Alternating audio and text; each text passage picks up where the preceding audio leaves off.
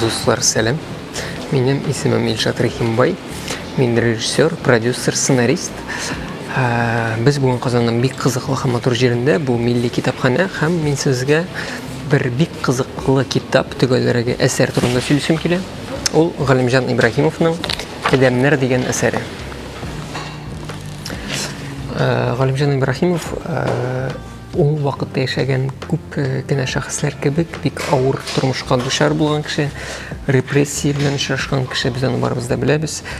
Һәм шуңа да карамастан, ул менә шул авыр чакларны, совет заманында булган авыр чорларны әдәбият призмасы аша чыгарып, безгә зур мирас калдырган кеше, һәм аның инде күбегез белгән Алмачуар, Кызыл чәчәкләр, Адәмнәр, без аларның күбесен беләбез, мәктәп программасыннан башлап, әмма бөтен аның тирәнлеген һәм тәмен шәхсән мин әзрәк үсә торгач аңлый башладым, һәм менә хәзерге вакыйгаларга күз салсак, Адәмнәр әсәренә күчеп әйтәм.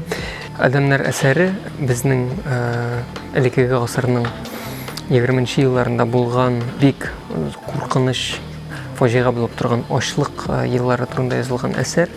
Вакыйгалар бер кичкенә генә авылда бара, әмма шул кичкенә авылда булган вакыйгалар аша бөтен илдә булган бу куркыныч вакыйгаларга ниндидер документаль рәвештә ясалган әсәр, һәм әсәрне укыганда чыннан да синә ниндидер шундый куркыныч шаукым яулап ала, син аннан арнасың килә. Минем мәсәлән тизрәк укып бетерәсем килде, чөнки мин аны укып бетермәсәм йоклап китеп булмас кебек булып тоелган иде. Әмма шуңа да карамастан сезгә тәкъдим итәм бу китапны, чөнки безнең дөньяда да менә бу хәлләрне булдырмас өчен ниндидер аңлыкка килүгә итерә торган әсәр дип мин аны саныйм. Ниндидер шундый бик тирән һәм кирәкле уйлар тудыра. Куркыныч булса да, шуның өчен тәкъдим итәм. Адәмнәр, Галимҗан Ибраһимов.